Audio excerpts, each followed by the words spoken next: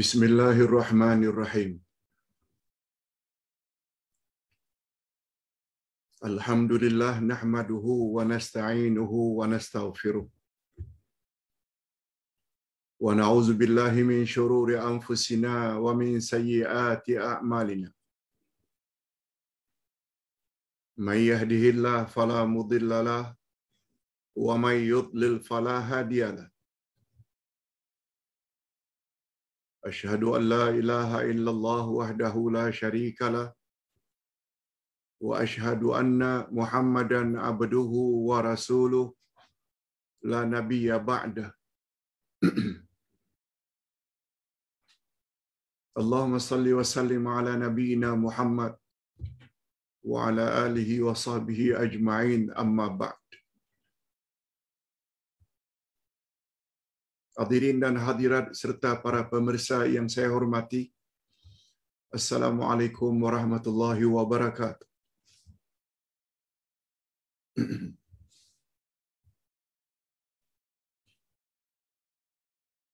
Alhamdulillah, kita bersyukur kehadirat Allah Azza wa Jalla. Berkat taufiknya kita dapat meneruskan lagi majlis ilmu kita pada pagi ini dengan kitab 30 kunci kebahagiaan. Pada pagi ini kita akan bahas kunci yang ke-26.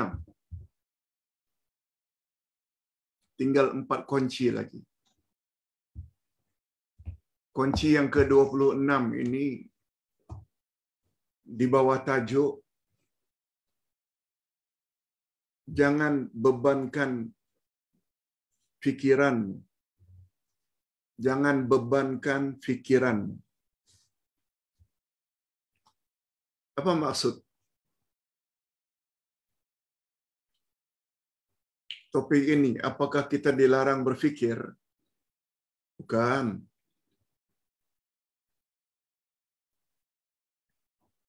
Malah salah satu sifat ulul albab, orang yang waras fikirannya, disebut oleh Allah dalam Al-Quran ayat 191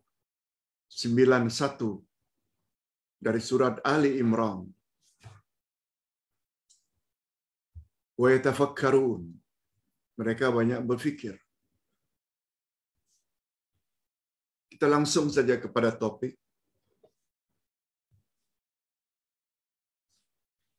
Manusia memang disuruh. Manusia memang disuruh banyak berfikir.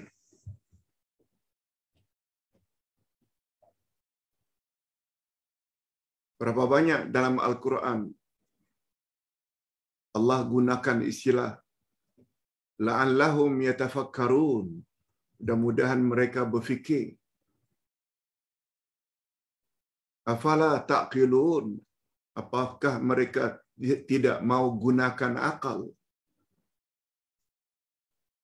Sungguh banyak. Semuanya memberi isyarat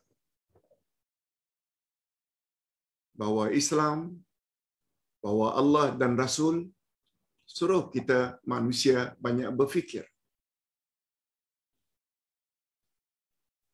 Malah berfikir ini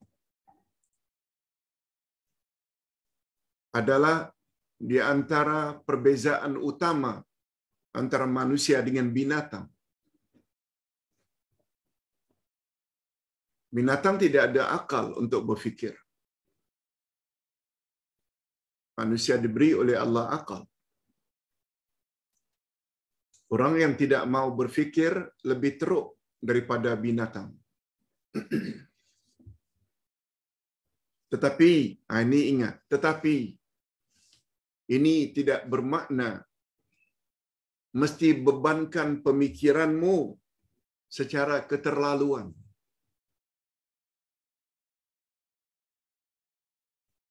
Keterlaluan itu tak boleh dalam agama. Suka bersedekah. Tapi bila dah keterlaluan, sampai-sampai saraan keluarga pun tidak diberi karena terlalu pemurah bagi pada semua orang, pun tak betul juga.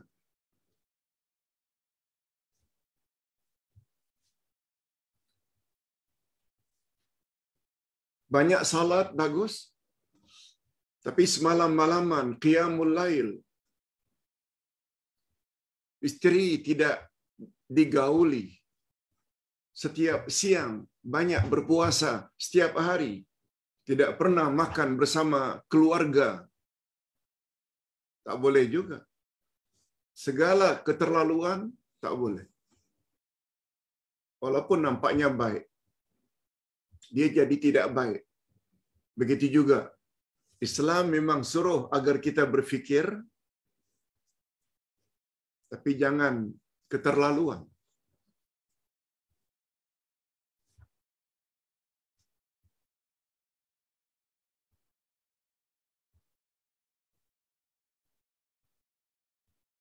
Ada perkara-perkara yang kita tidak boleh fikir. Ada perkara-perkara yang kita tidak perlu bebankan pemikiran kita. Kalau Allah Subhanahu wa taala telah sebut di dalam Al-Qur'anul Karim, yusabbihu lillahi ma fis samawati wa ma fil ard. Telah bertasbih mensucikan Allah segala yang di langit dan segala yang di bumi. Ini maknanya malaikat bertasbih.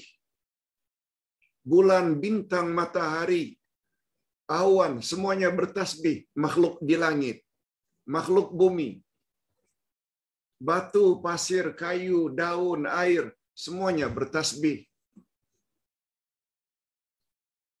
Cukuplah yakini semua mereka bertasbih. Jangan fikir bagaimana cara mereka bertasbih. Tak perlu fikir.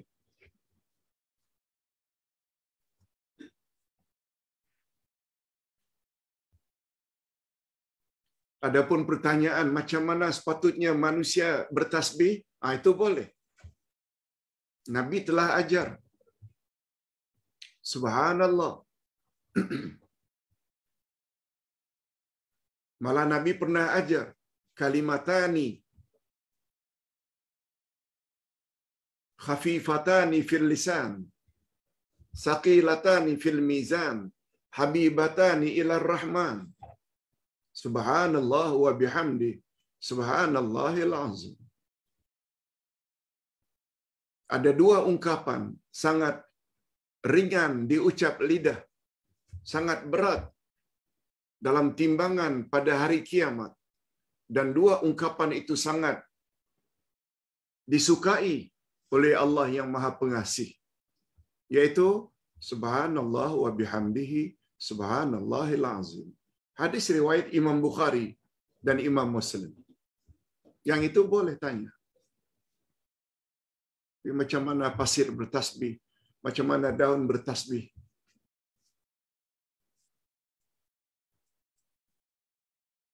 Sampai-sampai kepada sifat-sifat Allah. Kalau Allah dah katakan itu adalah sifatnya, itu adalah perbuatannya, ingat ya, perbuatan termasuk sifat. Bahwa dia bersemayam di atas arasy. 7 kali dalam Al-Quran disebut. Yakini saja Allah memang bersemayam. Jangan fikir macam mana Allah bersemayam. Yang pasti bersemayamnya Allah tak sama dengan bersemayamnya makhluk. Tu maksudnya. Batasi. Jangan fikir perkara yang tak patut difikirkan. Lalu bersemayam ditakwilkan dengan makna ini, makna itu, makna ini. Ini maknanya orang yang mengamalkan ilmu kalam. Banyak gunakan akal. No. Tidak begitu cara salafus salih.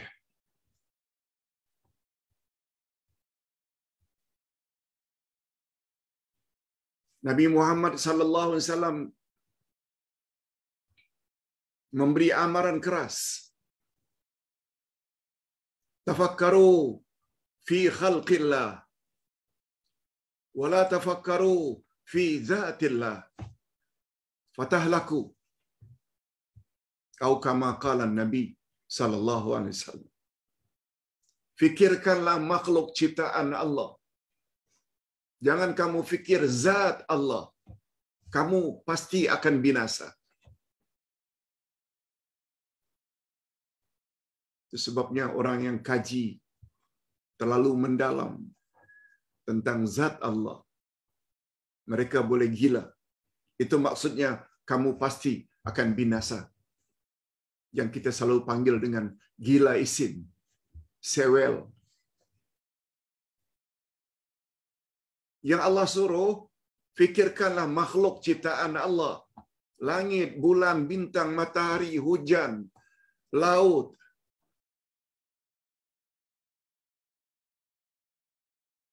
Fikirkanlah dengan makna selidikilah, kajilah makhluk ciptaan Allah. Jangan kamu fikir zat Allah.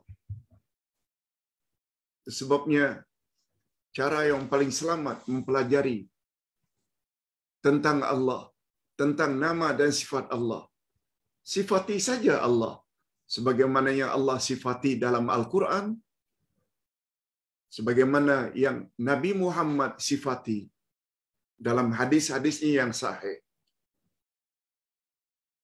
Dalam Quran Allah katakan dia ada tangan, yadullahi fauqa aydihim. Dalam Al-Quran Allah menyebut dia ada wajah. Yakini saja. Dengan catatan, jangan fikir. Jangan tanya bagaimana wajah dan tangan Allah. Yang pasti, tangannya, wajahnya, tangan dan wajah yang layak dengan kebesaran dan keagungannya. Ini maknanya. Fikir boleh fikir, jangan keterlaluan. Senang saja belajar akidah, ikut salafus saleh.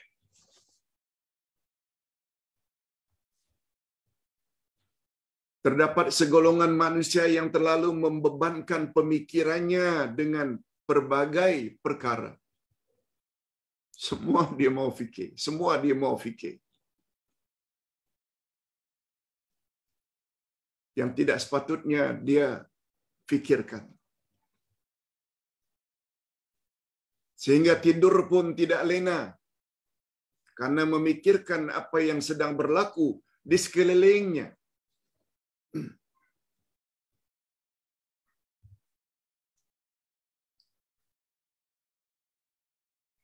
Terlalu marah karena kenaikan harga barangan. Gelisah dengan kemarau panjang. Gundah karena nilai mata uang merosot atau inflasi. Susah hati karena corona.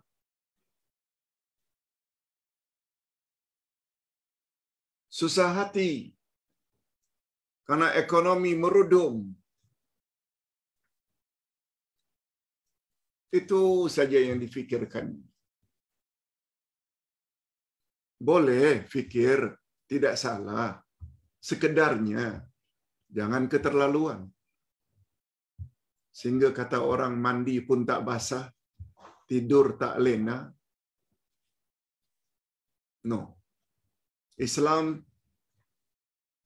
larang berbuat demikian. Itu sebabnya hatinya gundah, gulana. Resah senantiasa. Karena itu terlalu memperturutkan fikiran. Pikirannya bercelaru. Semua kejadian yang terjadi dan bakal terjadi difikirkannya.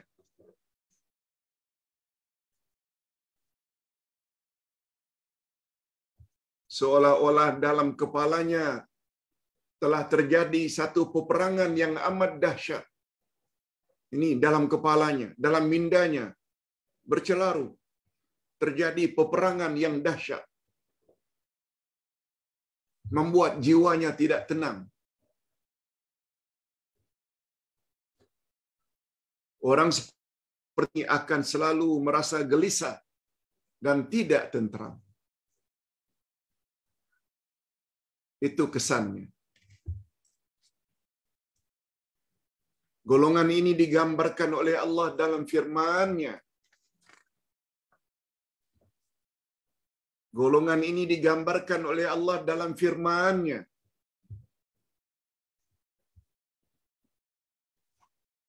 A'udzubillahi minasyaitonir rajim. Wa idza ra'aitahum tu'jibuka ajsamuhum. Tu'jibuka ajsamuhum. Wa in yaqulu tasma' liqaulihim ka'annahum khushubun musannadah yahsabuna kulla sayhatin 'alaihim humul adu fahzarhum qatalahumullah anna yu'fakun. Surat Al-Munafiqun ayat 4.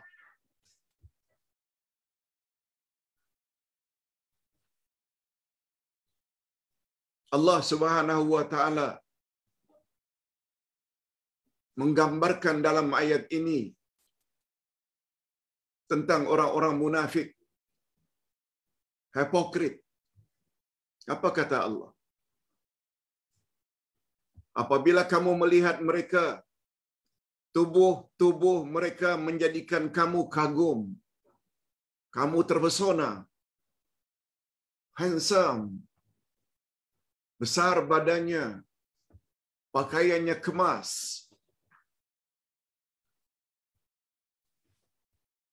Jika mereka berkata, kamu mendengar perkataan mereka, kamu patuhi saja apa yang mereka cakap. Mereka tak ubahnya bagaikan kayu yang tersandar. Mereka tak ubahnya seperti batang kayu balak yang disandarkan. Allah samakan orang-orang yang gagah, handsome, menakjubkan kamu itu di mata Tuhan tak ubahnya seperti sebatang kayu balak yang disandarkan. Perkataan-perkataan mereka yang menakjubkan itu kamu dengar saja, patuhi saja. Tapi mereka tak ubahnya bagaikan kayu yang tersandar di dinding. Mereka mengira bahawa tiap-tiap teriakan yang keras ditujukan kepada mereka. Mereka bagaikan kayu yang tersandar tadi, yang handsome, yang ucapan mereka kamu dengar, ikuti, patuhi. Setiap ada kritikan-kritikan. Mereka kayu tadi mengira kritikan-kritikan orang itu ditujukan kepada diri mereka.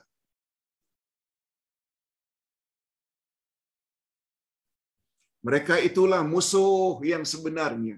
Allah sebut, mereka itulah musuh yang sebenarnya. Maka waspadalah kamu terhadapnya. Berhati-hati. Waspada terhadap manusia seperti itu. Semoga Allah membinasakan mereka. Bagaimana mereka sampai dipalingkan dari kebenaran?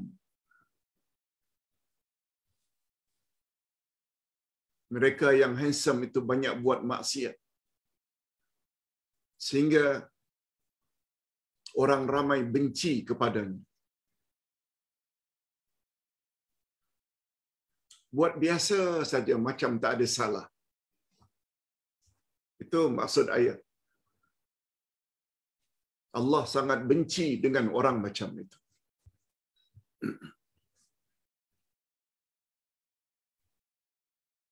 Hadirin dan hadirat, kalau ada pemimpin punya sifat seperti itu,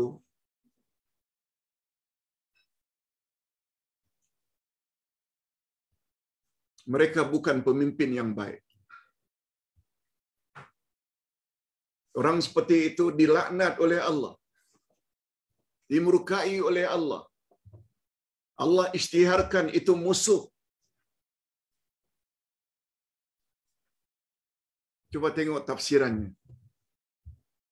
Allah Subhanahu wa taala menggambarkan dalam ayat di atas tentang keadaan orang-orang munafik seperti Abdullah bin Ubay, ketua munafik Madinah, dan konco-konconya.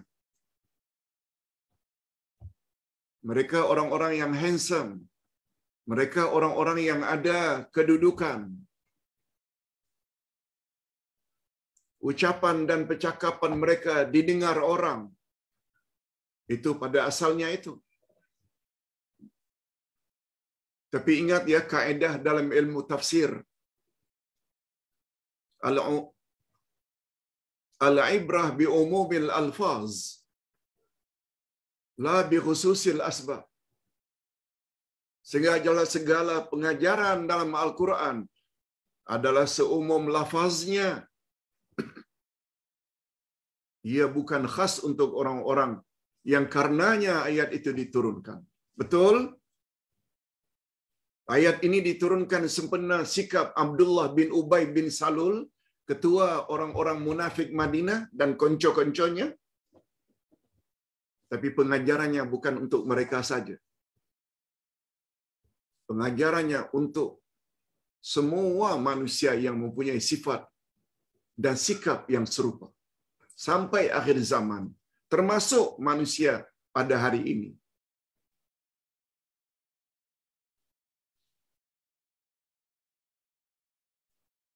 Di sini bagusnya kita belajar tafsir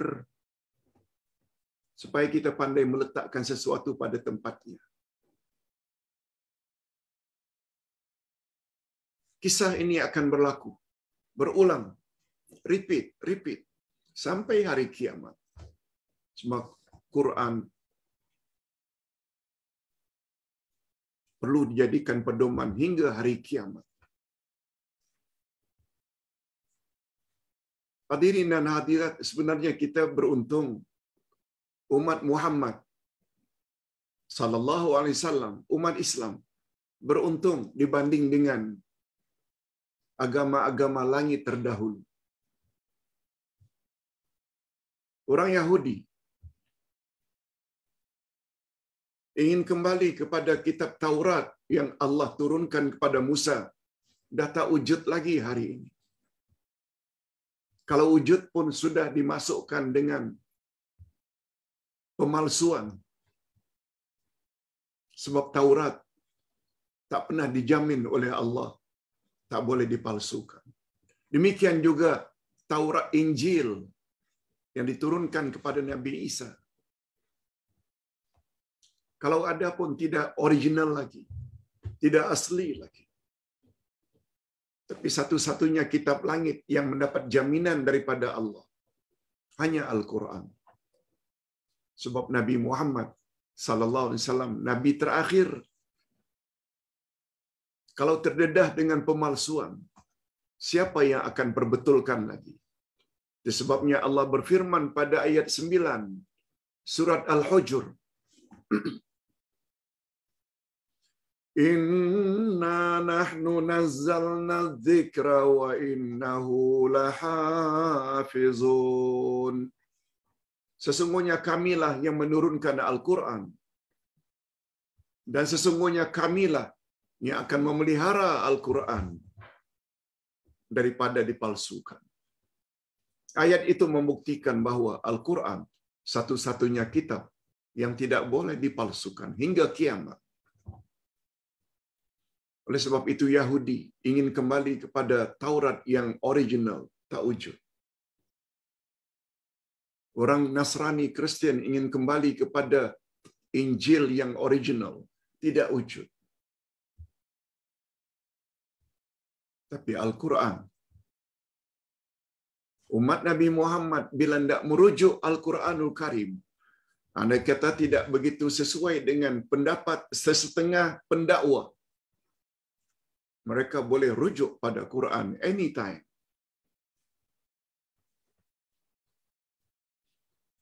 Itu sebabnya Nabi Muhammad sallallahu alaihi wasallam pernah menegur Umar bin Khattab yang begitu terpesona membaca lembaran Taurat. Lalu Nabi ambil dari tangan Umar sambil berkata, "Aku lihat engkau begitu terpesona dengan kitab Taurat, wahai Umar, sedangkan aku membawa ajaran yang begitu jelas, clear, nyata.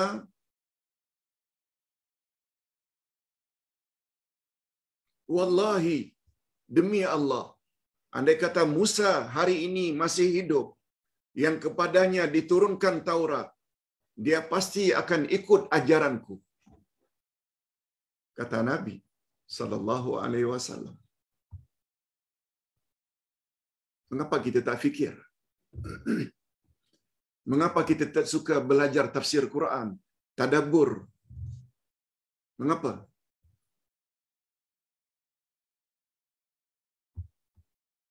Itu sebabnya kalau semalam kita belajar qalbun salim,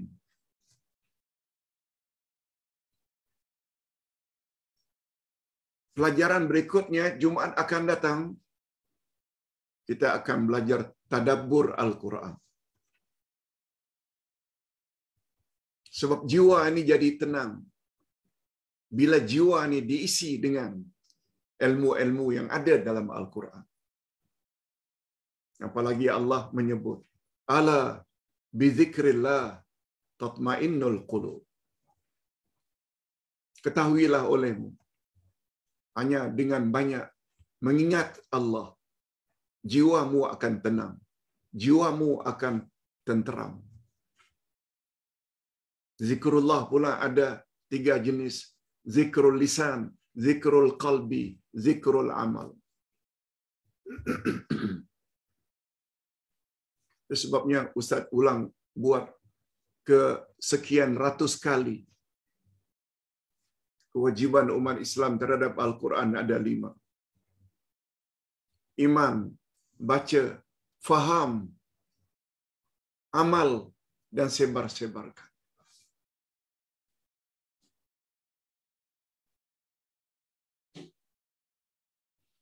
Allah menggambarkan dalam ayat di atas tentang keadaan orang-orang munafik seperti Abdullah bin Ubay dan kawan-kawannya. Tubuh badan mereka memang menarik, handsome. Ucapan mereka memang fasih dan lancar. Tetapi jiwa mereka kosong. Jiwa mereka gelisah. Kosong dari apa? Kosong dari mengingati Allah. Kosong dari hidayah. Kosong dari iman. Iman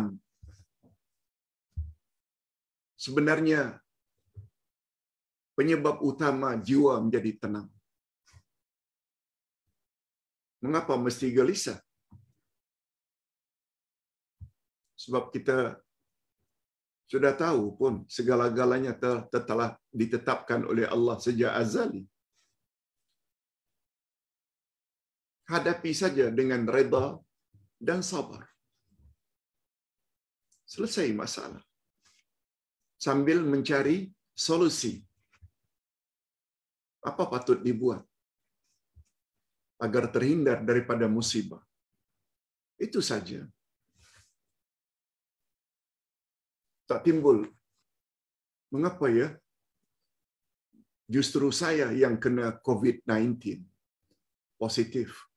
Mengapa ya mesti saya yang selama ini cukup jaga pemakanan tapi kena kanser? Mengapa tidak orang lain? Nah, semua itu komen-komen orang yang tidak ada iman. Orang yang ada iman justru bila diuji, ucap Alhamdulillah bukan sekali, sampai 4 kali dia ucap. Kita dah jelaskan selalu bab ini. Mengapa mereka boleh berbuat demikian? Tenang menghadapi ujian iman.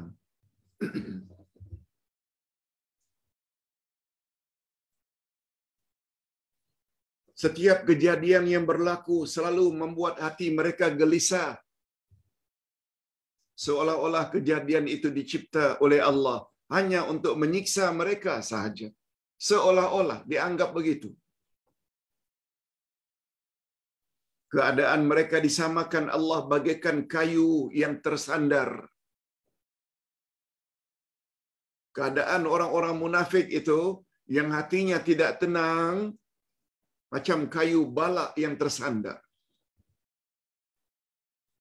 Walaupun kelihatannya kuat dan gagah serta fasih bercakap, akan tetapi otak dan fikiran mereka kosong dan tidak mampu memahami kebenaran. Tak mampu memahami kebenaran.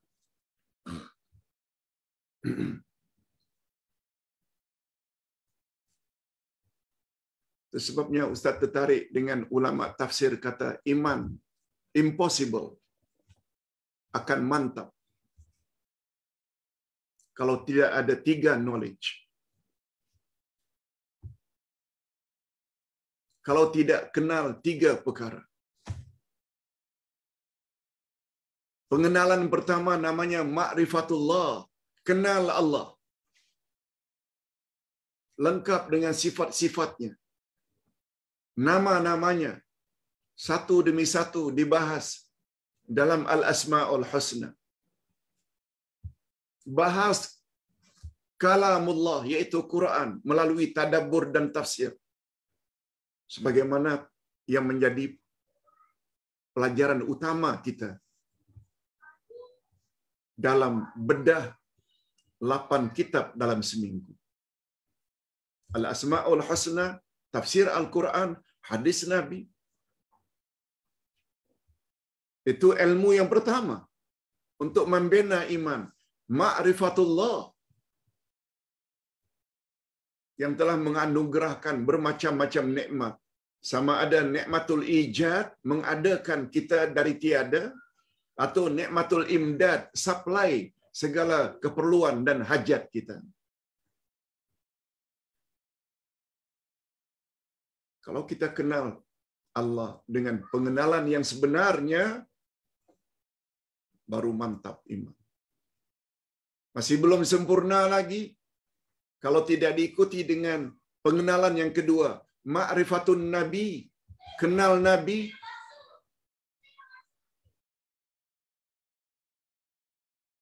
Kenal sifat-sifat Nabi, kenal perbuatan, ucapan, dan sirah Nabi, manusia yang paling utama untuk dijadikan sebagai teladan. Dan yang ketiga, ma'rifatud dinil Islami, mengetahui selok-belok agama Islam.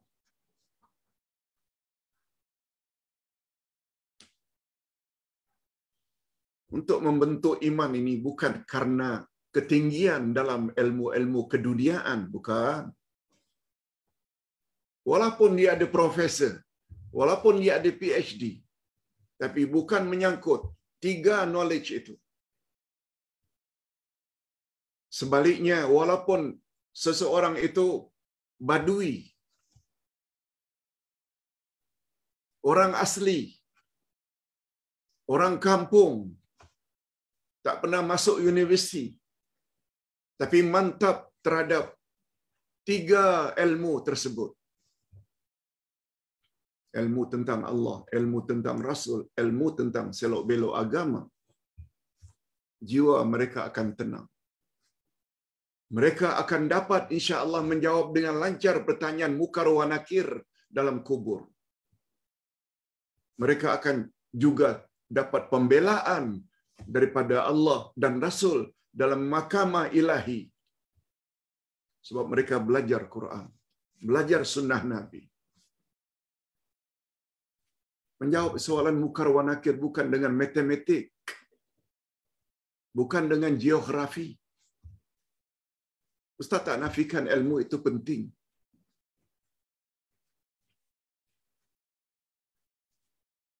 Tapi untuk membentuk iman mesti ada 3 ilmu tadi. Inilah bertahun-tahun kita belajar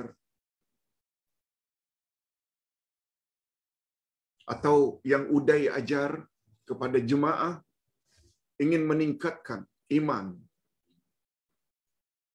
memantapkan iman, membetulkan cara beribadat sebagai tujuan matlamat utama kita dicipta oleh Allah. Supaya kita selamat dunia, selamat di alam barzakh, selamat di akhirat. Mudah-mudahan objektif ini dapat dipahami oleh semua jemaah. Namun demikian, kita tidak sunyi daripada dituduh, dilabel dengan bermacam-macam label supaya orang ramai jadi takut, jadi orang ramai menjauhi ajaran-ajaran yang sebenar ini.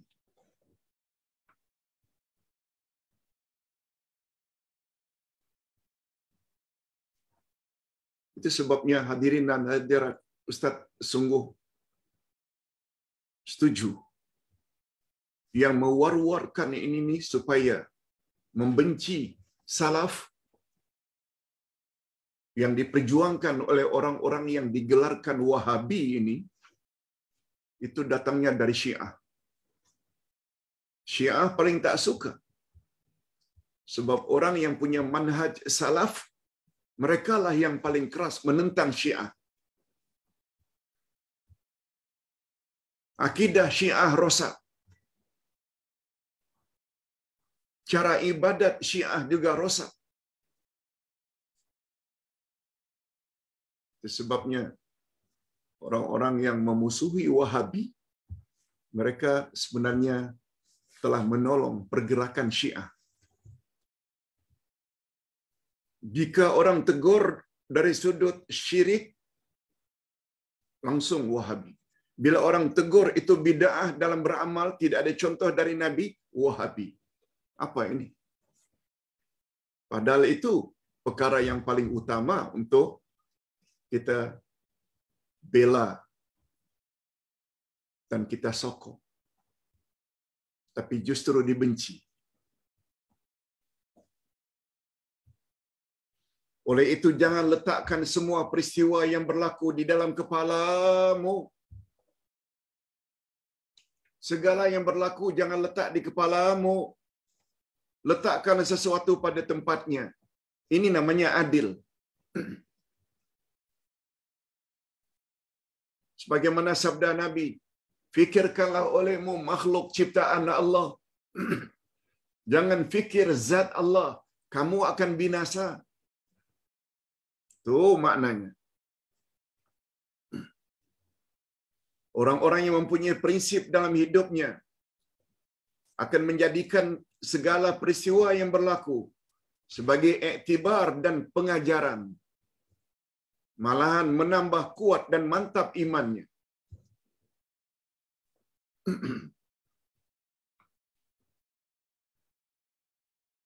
Mengapa Namrud itu confirm tepatnya neraka? Mengapa Fir'aun itu confirm tempatnya neraka? Juga Qarun. Mengapa Abu Jahal, Abu Lahab tempatnya neraka? Itu yang patut kita fikir. Mengapa Allah selamatkan Nabi Nuh dan orang-orang beriman dalam bahtera? Mengapa Allah selamatkan Nabi Musa dan pengikut-pengikutnya dari kalangan Bani Israel? Mengapa Allah selamatkan Nabi Lot dan orang-orang beriman tidak termasuk ke dalam golongan yang Allah balikkan negeri mereka? Fikir. keselamatan mereka itu tidak lain tidak bukan karena mereka ikut taat pada Allah, taat pada Rasul. Sementara orang-orang yang menentang Allah, menentang Rasul, binasa. Di dunia lagi. Itu yang patut difikirkan. Ndak ikut Abu Lahab ke? Atau ndak ikut Abu Bakar As-Siddiq?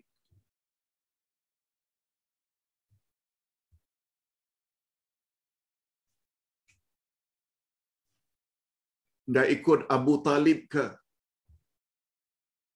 Atau ndak ikut Umar ibn Khattab? Abu Talib walaupun uncle Rasul, orang yang sayang pada Rasul, cinta pada Rasul, tapi sayangnya tidak ada iman. Ambil pengajaran.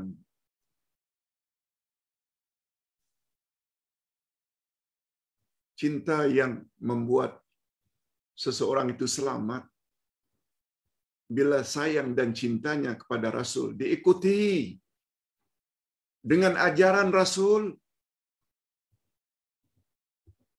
bukan sekedar sayang begitu saja. Abu Bakar sayang pada, Abu Talib sayang kepada Nabi melebihi dari sayangnya kepada anak kandungnya Sayyidina Ali. Tapi tidak beriman pada Nabi. Ambil pengajaran. Abu Bakar tidak ada kena-mengena dengan Rasul dari sudut nasab. Lebih-lebih lagi Bilal tidak ada kaitan dengan Nabi. Beliau orang Afrika. Tidak ada rupa, tidak ada harta. Tidak ada hubungan nasab atau keturunan. Tetapi karena ada iman. Allahu Akbar.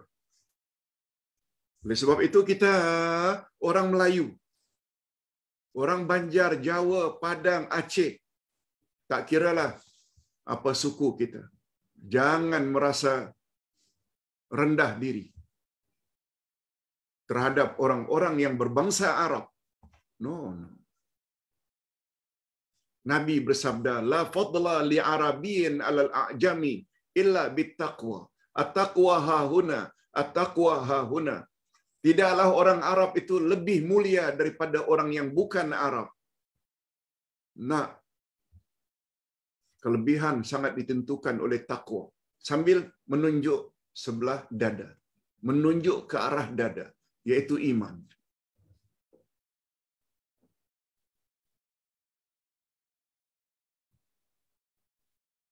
Sementara orang yang lemah iman dan kurang semangat selalu menghadapinya dengan perasaan takut dan gelisah.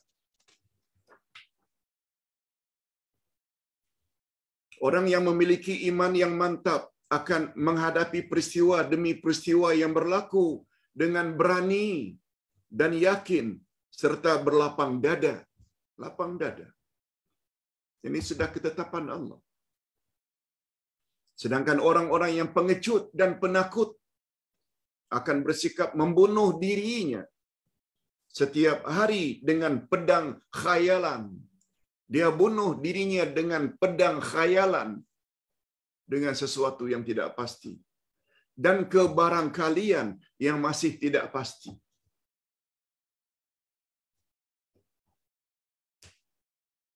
Sedih tak menentu.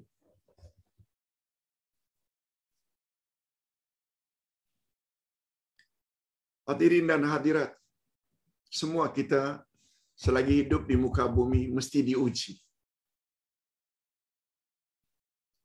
Kadang-kadang diuji dengan cerewetnya mak mertua.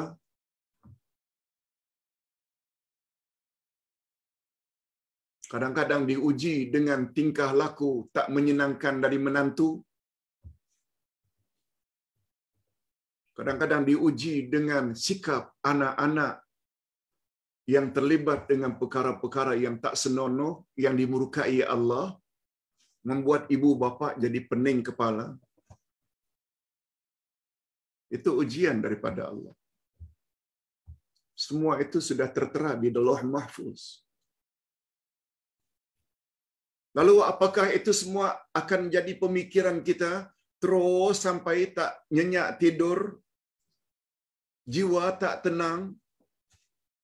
Hanya orang yang tak beriman saja yang bersikap demikian. Jangan frus. Sikap menantu yang tidak elok itu boleh dibimbing sedikit demi sedikit.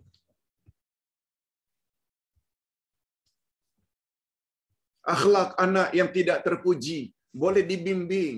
Jangan frus. Jangan berhenti membimbing. Sebab memiliki anak itu, kata pakar psikologi pendidikan, Profesor Dr. Hasan Langgulung, di dalam bukunya Psikologi Pendidikan, memiliki anak yang saleh merupakan aset yang sangat tinggi nilainya. Sebab dia boleh tolong mak bapak di saat segala sesuatu tak boleh tolong. Mengapa frus? Bimbing. Frus disebut oleh Allah dalam Al-Quran adalah sifat orang kafir. Orang beriman tidak macam itu. Mereka selalu optimis dengan janji Allah. Wa may yattaqillah yaj'al lahu makhraja wa yarzuquhu min haitsu la yahtasib. Ayat 2 dan 3 dari surat At-Talaq yang selalu kita sebut dengan ayat 1000 dinar. Apa maksud? Siapa yang bertakwa kepada Allah, niscaya Allah pasti akan beri solusi, jalan keluar, way out. Dan Allah akan beri rezeki dari sumber yang tak disangka-sangka. Mengapa tak renung ayat ini? Solusi akan datang. Tapi dengan syarat awak mesti jadi orang yang bertakwa. Di antara orang-orang yang bertakwa, di antara ciri-ciri orang yang bertakwa, tidak lekas frus. Allah Subhanahu wa taala mengingatkan,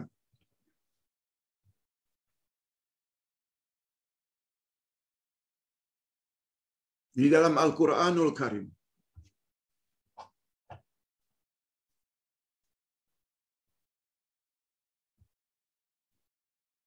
ya ibadiyalladzina asrafu ala anfusihim. Hei hamba-hamba kami, hei hamba-hambaku yang banyak bergelumang dosa. La taqnatu min rahmatillah. Jangan kamu putus asa akan rahmat Allah. Innallaha yaghfirudz dzunuba jami'a. Karena Allah bersedia memaafkan semua dosamu. Semua dosa. Jangan frus. La taqnatu min rahmatillah.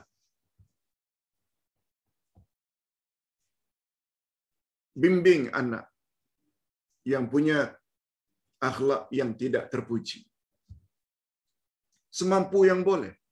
Dan itu ada penilaian tersendiri dari sisi Allah berkat kesabaran kita mendidik anak cucu yang degil. Kesabaran suami terhadap istri yang degil. Kesabaran istri terhadap suami yang degil. Sabar. Kita baru saja bahas sabar kunci kejayaan. Ud'uni astajib lakum. Berdoalah kepadaku, kata Allah, pasti aku akan kabulkan.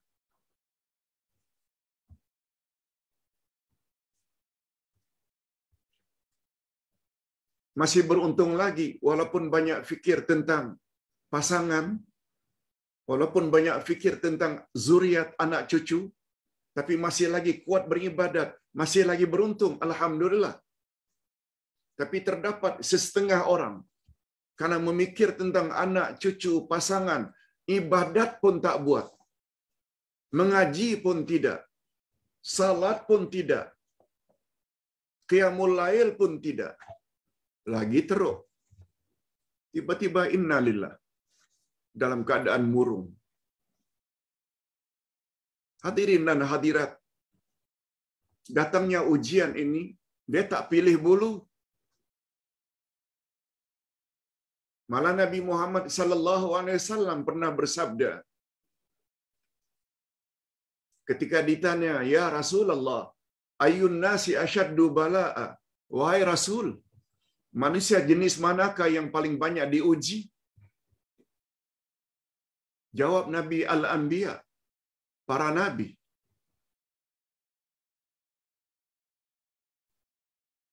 Summa man ya Rasulullah? Siapa lagi setelah para nabi yang paling banyak diuji oleh Allah? Nabi jawab, as-salihun, orang-orang saleh. Nabi tidak mau ditanya lagi, siapa. Langsung Nabi bagi kunci. Apa kunci? Kata Nabi, semakin kuat pegangan agama seseorang, akan semakin banyak ujian menimpa dia. Faham-fahamlah kita. Itu sebabnya kata Nabi, innallaha idza ahabba imra'an ibtala. Sesungguhnya Allah apabila sayang kepada seseorang, lalu diujinya orang itu. Dalam ujian ada nikmat sebenarnya. Dengan ujian, jika kita bersikap sabar menghadapinya, dosa-dosa kita diampuni oleh Allah. Selain menandakan kita orang yang disayangi oleh Allah. Apalagi kita hadapi dengan sabar. Dan sabar pula ganjarannya unlimited. Atau masuk syurga tanpa hisab. Itu sebabnya para sahabat bila diuji oleh Allah, ucap Alhamdulillah sampai 4 kali. Itu sebabnya mengapa 5 orang rasul diletakkan sebagai 5 rasul yang paling utama mengatasi semua rasul dan layak mendapat gelaran ulul azmi. Nuh, Ibrahim, Musa, Isa dan Nabi Muhammad. Mengapa? Karena mereka lah yang paling banyak diuji oleh Allah dibanding rasul-rasul yang lain. Nabi Nuh berdakwah 950 tahun. Pengikutnya hanya 80 orang lebih. Hampir 1000 tahun berdakwah siang malam. Kita pula berdakwah sehari 2, orang pulaukan saja langsung berhenti. Na'udzubillah. Mengapa macam itu? Nabi Ibrahim dilempar ke dalam api oleh Raja Namrud. Lempar dalam api. Ini hanya orang label saja Wahabi dah berhenti mengatakan yang benar. Tipisnya iman kita. Ulama-ulama zaman silam, berapa banyak yang mati di tiang gantungan karena ingin bercakap benar di depan penguasa yang zalim. Berapa banyak imam-imam terdahulu mati dalam penjara karena mereka berkata yang benar. Ambil iktibar.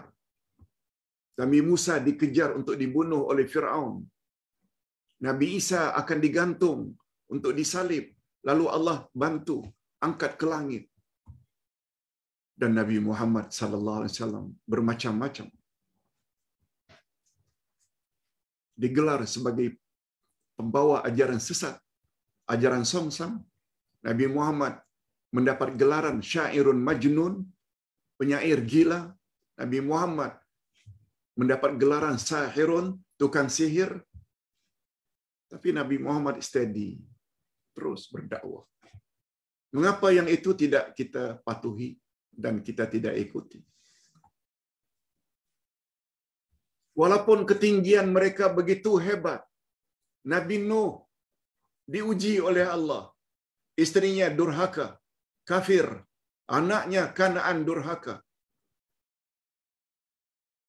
Nabi Ibrahim, bapaknya yang bernama Azar, kafir, mati kafir. Malah pembuat patung untuk disembah oleh kaum ayah Nabi Ibrahim. Nabi Musa, Qarun itu adalah cousin-nya, sepupunya. Nabi Muhammad, Abu Lahab, Abu Talib itu uncle-nya. Diuji lagi. Kalaulah orang-orang yang hebat-hebat itu saja diuji oleh Allah, siapa kita? Siapa kita? Anak nakal sedikit saja dah mula keras. Usir dari rumah. Jangan balik ke rumah. Bukan tak dibimbing. Nah, salah. Salah sikap ibu bapa seperti itu. Bimbing. Jangan keras. Keras sifat orang kafir. Jika kamu menginginkan kehidupan yang tenang dan tenteram, maka kamu mesti hadapi segala urusan dengan semangat yang kuat dan berani serta cekal. Jangan menjadi orang yang kalah sebelum berjuang. Jangan hadapi peristiwa dengan jiwa yang sempit. Jangan. Kita ada Allah. Ustaz sudah sematkan dalam hati dengan sekuat-kuatnya firman Allah ayat 7 surat Muhammad. In tansurullah yansurkum wa yusabbit aqdamakum. Jika kamu bantu agama Allah, Allah pasti akan bantu kamu dan Allah akan teguhkan pendirian. Sebabnya kita tidak lekas keras. Tak boleh ceramah ke masjid, di surau. Tak boleh surau, di dewan. Tak boleh di dewan, di rumah-rumah jemaah. Tak boleh juga online. Cakap yang benar.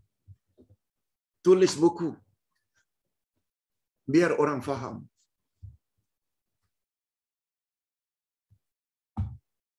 Kita tahu, umur kita tak lama lagi pun.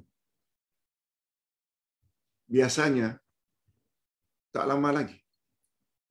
Sebab Nabi sebut, A'maru ummati baina sittin wa sab'in. Umur umatku in between 60 ke 70. Nah, sekarang dah lebih lah. Masuk 76. Masih diberi oleh Allah kesihatan, kemampuan untuk menulis semampu yang boleh, bercakap secara online. Itu yang termampu buat. Jangan keras.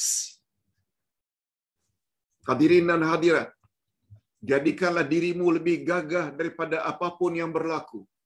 Jadikan dirimu lebih gagah daripada apa yang berlaku.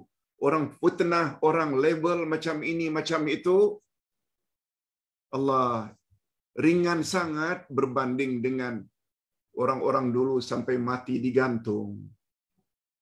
Orang-orang dulu sampai dilempar dalam api. Orang-orang dulu berdakwah sampai hampir 1000 tahun. Apa artinya dakwah kita? Allahu Akbar. Sungguh kasihan mereka yang mempunyai hati yang lemah, menyerah kalah sebelum berjuang. Mereka rela ditelan zaman. Allah Subhanahu wa taala menggambarkan golongan ini dalam firman-Nya. Ini dia. Wala tajidannahum ahrasan nasi ala hayah wa minal ladzina asyraku yawaddu ahaduhum law yu'ammaru alfa sanah wa ma huwa bimuzahzihi minal azabi ay yu'ammar wallahu basirum bima ya'malun. Allah menggambarkan orang-orang Yahudi dalam ayat ini.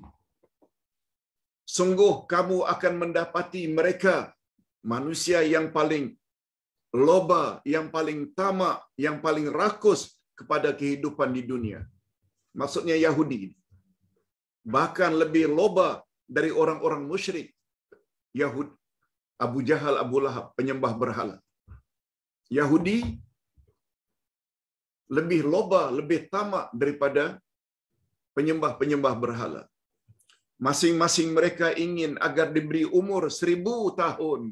Oh, mereka ingin hidup panjang. Padahal umur panjang itu sekali-kali tidak akan menjauhkannya dari siksaan Allah. Allah Maha mengetahui apa yang mereka kerjakan. Jangan dikira umur panjang itu membuat kita jadi mulia automatically di mata Tuhan. Walaupun kita disuruh supaya menghormati orang tua, betul? Tapi Allah SWT menilai kemuliaan seseorang bukan karena tuanya, bukan karena lansianya, lanjut usia, bukan karena warga emas. No.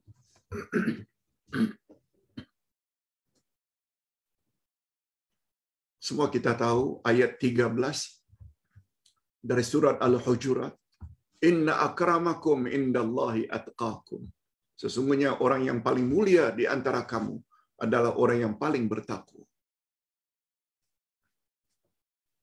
Bagus juga kalau Ustaz bawa sempena ini. Nabi pernah ditanya, ya Rasulullah, siapakah manusia yang paling mulia? Mula-mula Nabi jawab, orang yang paling bertakwa. Sahabat bertanya lagi, kami tidak tanya dari sudut itu ya Rasulullah. Kalau yang itu kami dah tahu. Yang kami ingin tanya, siapa orang yang paling mulia dalam pandangan Allah? Nah, Nabi jawab kali kedua, dia adalah Nabi bin Nabi bin Nabi bin Nabi. Hanya satu saja manusia yang punya 4 keturunan Nabi, yaitu Nabi Yusuf. Yusuf bin Yaqub. Yusuf Nabi, Yaqub Nabi. Yaqub bin Ishaq. Ishaq juga Nabi. Ishaq bin Ibrahim. Ibrahim juga Nabi. Tak ada duanya. Hatta Nabi Muhammad. Bapaknya bukan Nabi.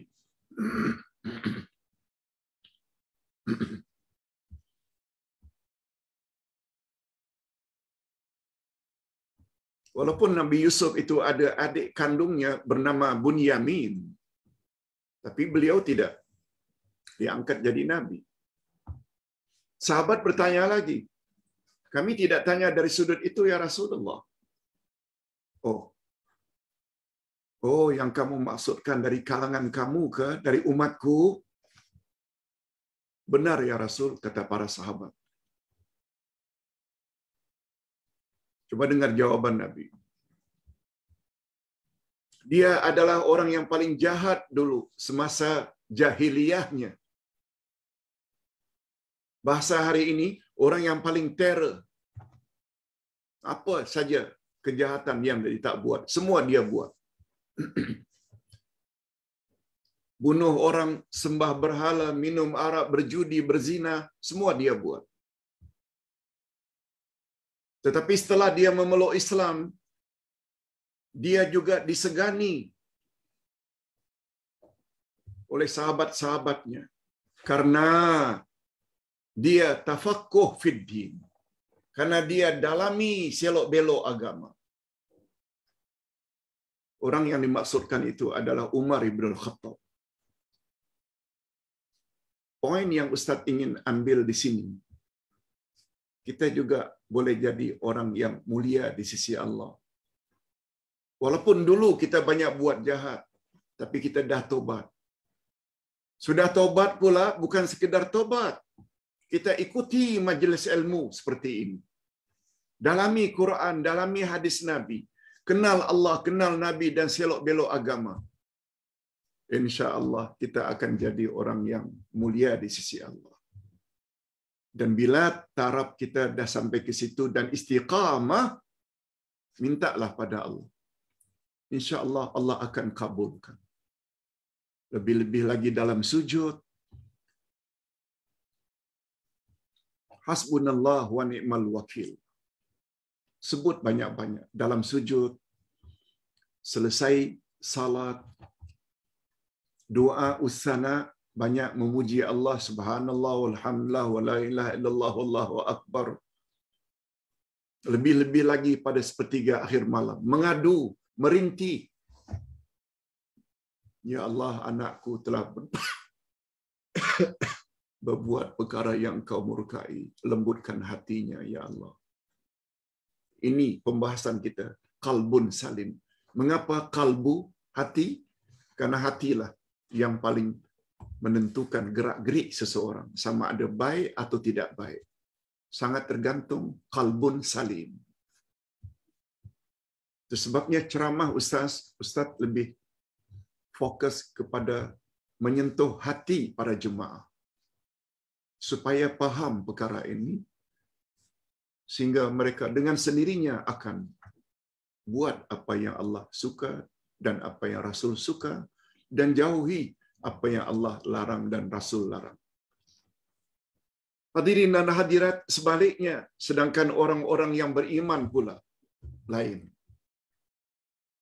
So, sebelum Ustaz masuk bab ini, Ustaz ingin baca satu hadis Nabi.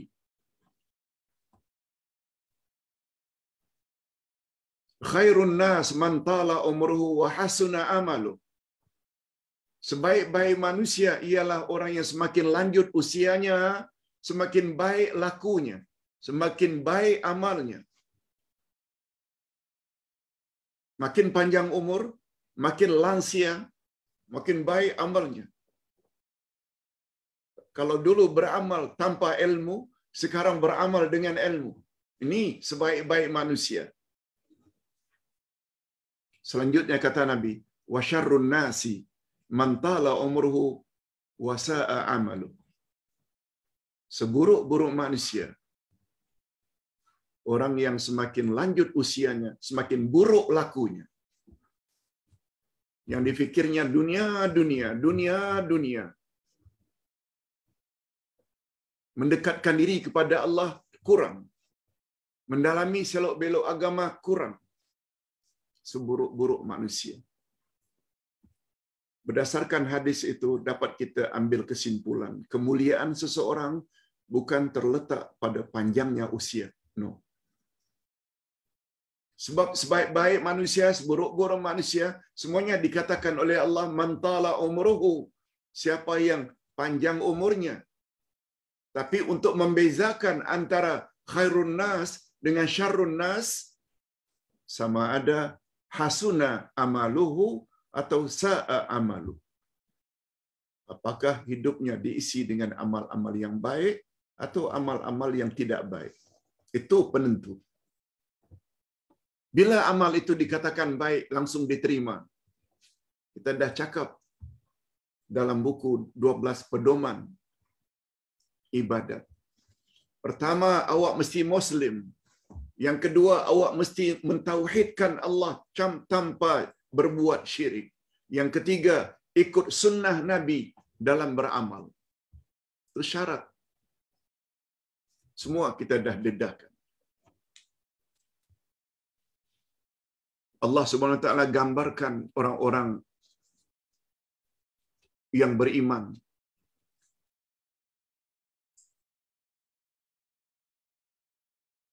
Allah Subhanahu Wa Taala akan beri ketenangan dalam jiwa mereka. Orang-orang beriman, Allah akan beri ketenangan dalam jiwa mereka. Allahumma ja'alna minhum. Ya Allah, masukkanlah kami ke dalam golongan ini. Apa kata Allah tentang mereka? Lihat surat Al-Fath ayat 18. Laqad radiyallahu 'anil mu'minina idh yubayyi'unaka tahta asy-syajarah fa'alima ma fi qulubihim fa'anzala as-sakinata 'alaihim wa athabahum fathan qariba. Allahumma ja'alna minhum. Sesungguhnya Allah telah reda terhadap orang-orang mukmin.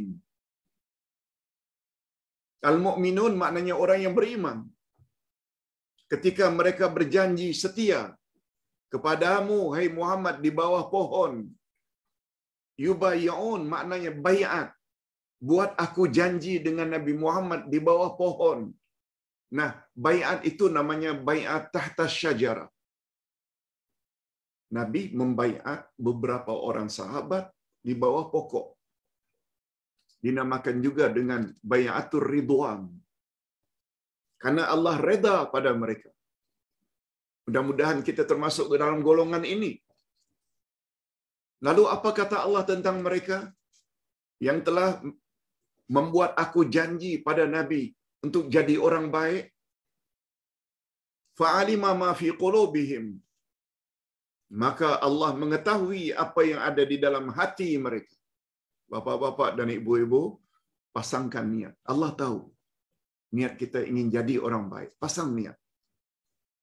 Lalu Allah menurunkan ketenangan atas mereka dan memberi balasan kepada mereka dengan kemenangan yang dekat waktunya. Allah akan kabulkan doa. Semuanya itu termasuk kemenangan. Allah akan lancarkan ketika menjawab pertanyaan mukar wa nakir. Itu kemenangan. Allah akan beratkan timbangan amal baik kita di padang mahsyar. Allah akan lancarkan perjalanan kita ketika meniti siratal mustaqim. Semua itu kemenangan. Kita mendapat meninggal dunia dalam husnul khatimah, itu kemenangan. Mudah-mudahan apa yang Ustaz sampaikan pada pagi ini ada jugalah manfaatnya. Ustaz harap sangat supaya ceramah pagi ini jadi panduan bagi Ustaz. Walaupun selama ini memang itu panduan Ustaz. Menjadi panduan bagi ahli keluarga Ustaz, pasangan dan anak cucu. Juga mengharap bapak-bapak dan ibu-ibu serta para pemirsa yang mendengar secara live dan orang-orang yang dikirim YouTube ini nanti kepada grup, semuanya termasuk ke dalam golongan orang-orang yang terakhir ini. Orang yang mendapat redha Allah dan Allah turunkan ketenangan dalam jiwa kita masing-masing. Amin ya rabbal alamin. Berikut ini Ustaz akan jawab beberapa pertanyaan yang ditanya. Ada 2 pertanyaan. Pak Ustaz, ini pertanyaan dari saudara kita dari Singapura. Ada tak hadis yang lain yang menyebut tentang urutan rukun iman selain daripada hadis Jibril? Hadis Jibril ini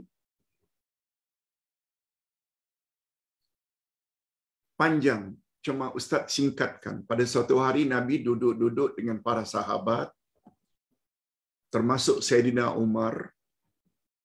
Lalu datang orang yang tidak dikenal.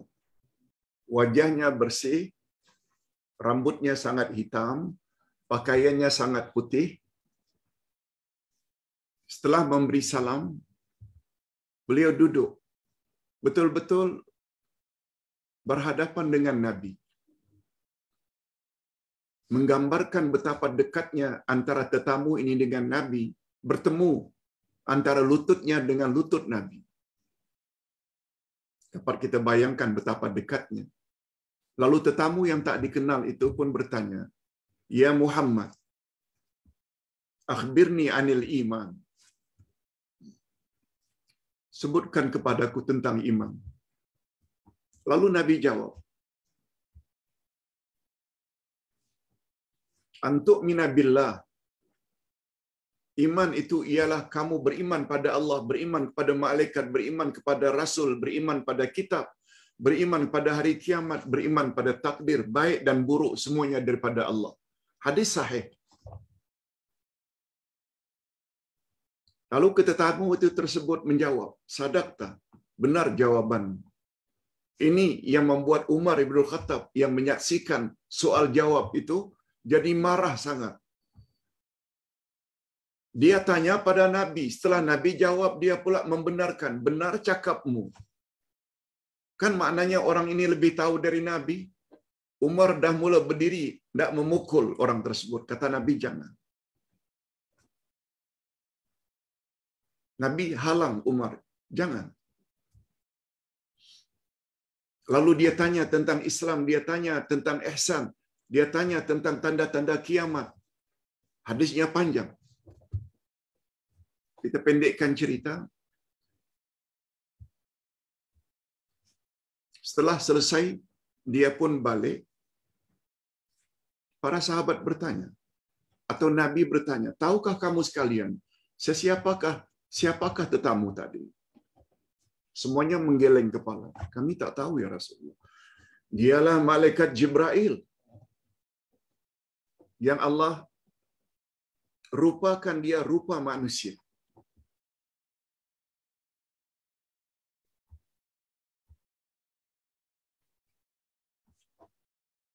Huwa Jibril atau hadza Jibril yu'allimukum dinakum. Dia telah mengajar kamu agama kamu.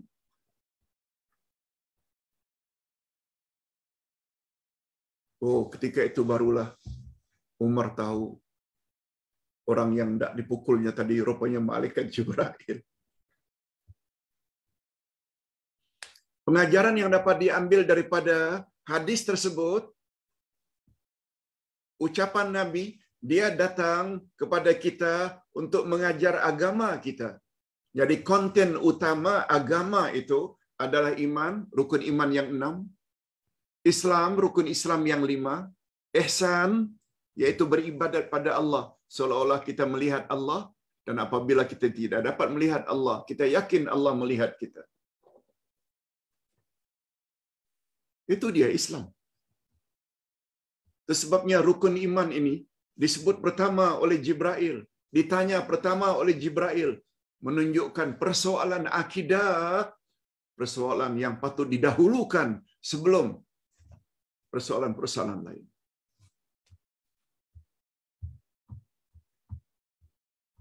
Itu pengajarannya. Cuma kembali kepada pertanyaan. Setahu Ustaz tidak ada hadis yang selengkap itu tentang rukun iman yang 6. Tak ada. Cukuplah hadis yang sahih itu. Sedangkan ayat-ayat Quran pula banyak menyebut. Cuba lihat ayat second last dari surat Al-Baqarah. Amana ar-rasulu bima unzila ilaihi min rabbihi wal mu'minuna kullun amana billahi wa malaikatihi wa kutubihi wa rusulihi la nufarriqu baina ahadin min rusulih. Walaupun tidak lengkap 6, tapi yang sisanya disebut oleh Allah pada ayat-ayat yang lain. Iman pada hari akhirat, iman pada takdir pada ayat yang lain. Begitu juga dalam hadis-hadis Nabi menyebut bahagian demi bahagian rukun iman. Tapi yang namanya rukun iman yang lengkap, sebagaimana hadis Jibril tadi, setahu Ustaz tidak ada. Tapi itu tidak bermakna kita tidak boleh meyakini. Hadisnya sahih. Okey, itu jawaban Ustaz bagi yang bertanya tentang adakah ada hadis lain. Yang kedua, terakhir. Ada semacam ungkapan. Lalu kepada Ustaz ditanya, Pak Ustaz, bolehkah ungkapan ini kita baca? Ya Allah, ya Nur. Sesungguhnya Dikau telah menjadikan jasad kami daripada air dan tanah. Engkau telah mencipta kami daripada tanah dan air.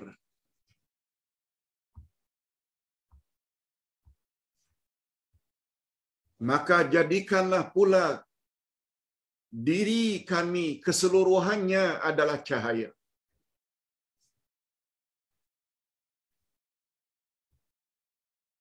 Menurut pandangan Ustaz tidak ada salahnya. Yang salah, menurut pandangan Ustaz, yang salah jika kita mendakwa kita berasal dari cahaya, sebagaimana yang disebut-sebut oleh penceramah kontroversi baru-baru ini. Kita dicipta dari cahaya. Tak perlu Ustaz sebut siapa orangnya. Telah dikritik oleh banyak Ustaz. mendakwa kita ini dicipta dari cahaya, termasuk Nabi Muhammad dicipta dari cahaya. Semuanya itu adalah ajaran karut, khurafat. Tidak ada asas sama sekali. Berapa banyak dalam Al-Quranul Karim, berpuluh-puluh ayat Quran menyebut. Berpuluh-puluh hadis Nabi menyebut bahwa kita dicipta daripada tanah.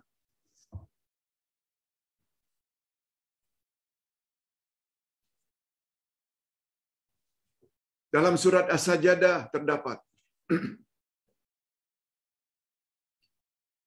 Allah Subhanahu wa taala berfirman antara lain,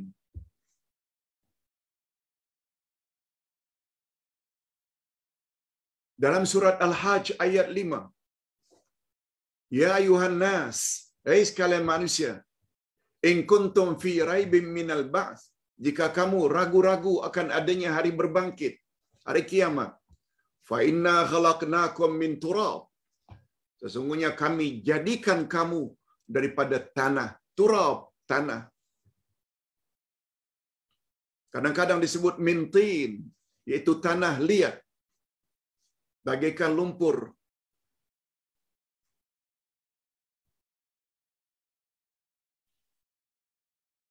Dalam ayat yang lain Allah sebut manusia, segala sesuatu yang hidup kami jadikan daripada air. Oleh sebab itu kombinasi tanah dan air boleh, tak salah. Jadilah manusia. Ini dikuatkan oleh hadis Nabi, kullukum min Adam wa Adam min turab. Semua kamu berasal dari Adam dan Adam dicipta daripada tanah. Yes, betul. Oleh sebab itu, tolong jangan percaya bila ada orang yang mendakwa kita ini berasal dari nur. Semua keyakinan yang bercanggah dengan apa Allah kata dalam Quran, apa yang Nabi sebut dalam hadis yang sahih, itu adalah ajaran sesat.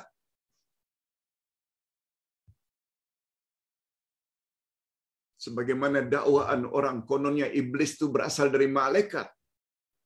Padahal Allah sebut dalam surat Al-Kahfi ayat 50 bahwa iblis itu dari jin, kana minal jinni. Inilah ekoran daripada tidak belajar agama tapi tidak belajar agama dari Al-Quran. Tidak belajar agama berdasarkan Quran dan Sunnah. Akhirnya jadi macam itu.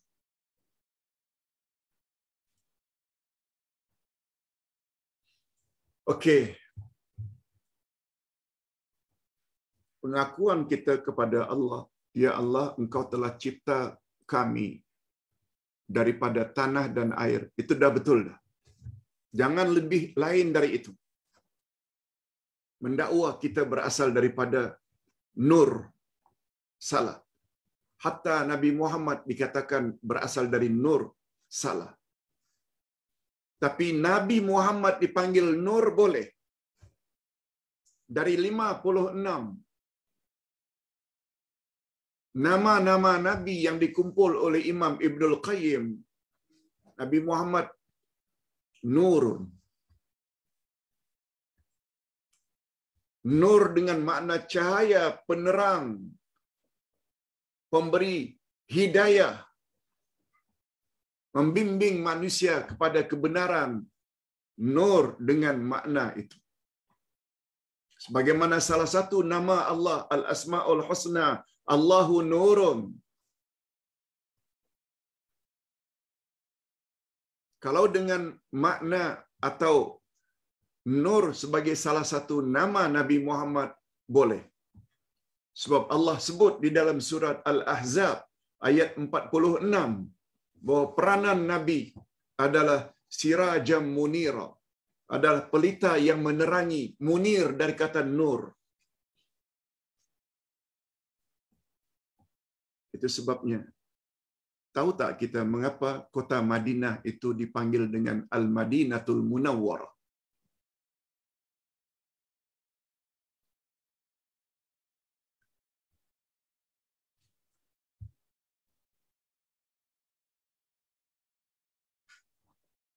Qarun itu bukan hanya kaya tapi juga orangnya Masya Allah handsome.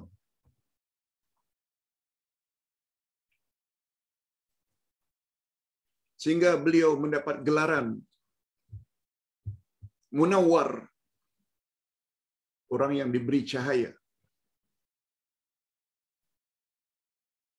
Sama dengan Abu Lahab, dia juga handsome.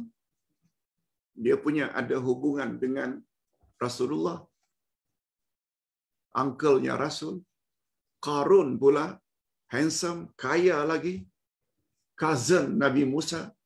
Semua itu tidak bermanfaat kalau tidak ada iman dan amal saleh. Itu sebabnya jangan terlalu banggalah kita keturunan ini, keturunan itu, keturunan ini, keturunan itu. Hatta kita orang Arab, bukan itu lambang kemuliaan. Sebagaimana statement Nabi. Jangan terlalu bangga dengan gelaran dan keturunan. Sebagaimana kaedah menyebut, Al-qurbu fil ansabi la yanfa' ma'al bu'di fil asbabi. Kedekatan pada keturunan tidak berguna kalau kita tidak memiliki sebab-sebab untuk melayakkan kita masuk syurga. Okey, kembali kepada persoalan.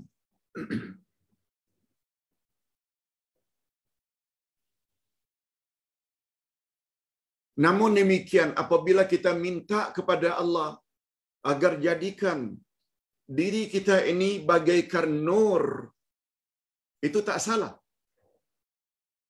Itu tidak salah.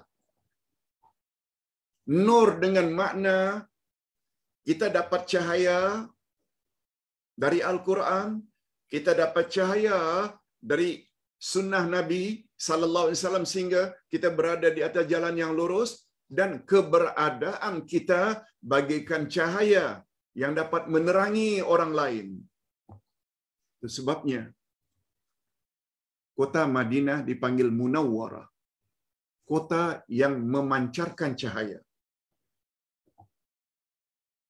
Itu sebabnya mengapa Islamic University, Al-Jami'ah Al-Islamiyah, Islamic University bil Madinatul Munawwarah.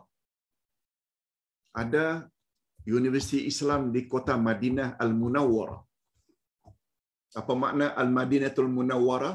Al-Madinah kota Al-Munawwarah yang memancarkan cahaya. Raja Faisal punya polisi buat Universiti Islam di Madinah. Setelah mereka tamat belajar di Madinah, sebar-sebarkan mereka ke seluruh dunia. Seolah-olah sedang menyebar cahaya ke seluruh dunia agar umat manusia di seluruh dunia mengikuti cahaya yang keluar dari Madinah.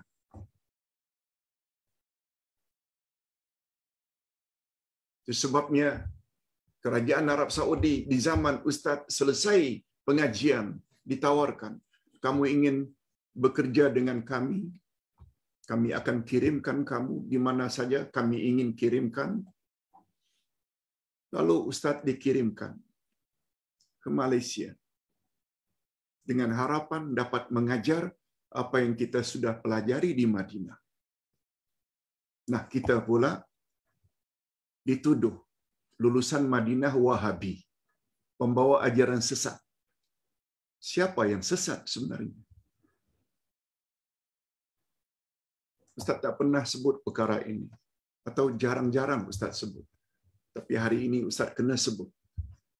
Sebab ada kaitan dengan nur.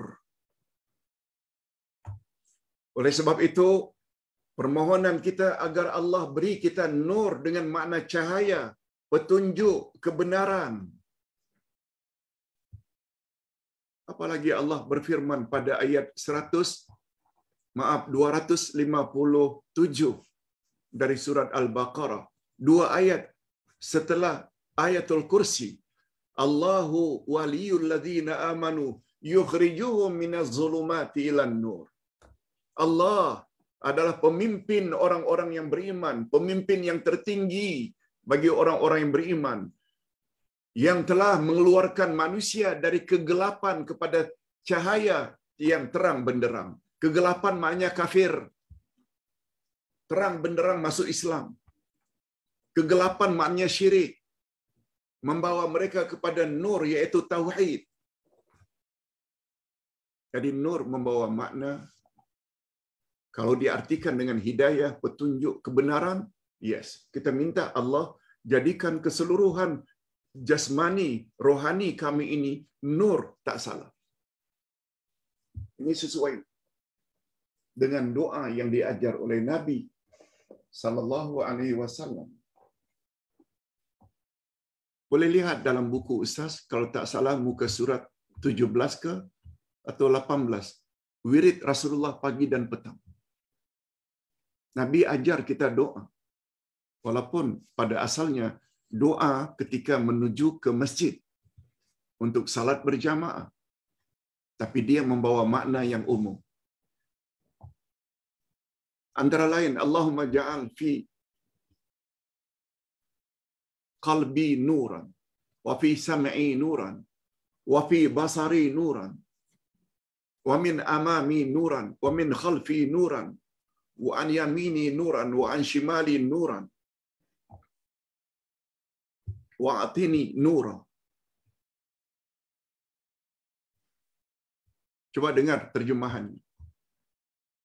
Nabi suruh kita berdoa, ya Allah, jadikanlah hati kami ini nur. Jadikanlah pendengaran kami nur. Ya Allah, jadikanlah penglihatan kami nur. Ya Allah, jadikan lidah kami ini nur. Ya Allah, jadikan di depan kami nur. Ya Allah, jadikanlah di belakang kami nur. Ya Allah, jadikanlah di atas kami nur. Ya Allah, jadikanlah di bawah kami nur. Ya Allah, jadikanlah sebelah kanan kami nur. Ya Allah, jadikanlah sebelah kami nur. Ya Allah, berilah kami atau jadikanlah kami atau berilah kami nur. Atas dasar itu, doa tadi tak salah. Apalagi bila kita amalkan hadis sahih yang diajar sendiri oleh Nabi SAW, bukan saja ketika berjalan menuju ke masjid, bila-bila masa dalam sujud ke, sebelum salam setelah tahiyat akhir ke, semuanya boleh kita baca doa, Allahumma ja'al fi lisani nuran, wa fi sam'i nura, wa fi basari nura, dan lain-lain.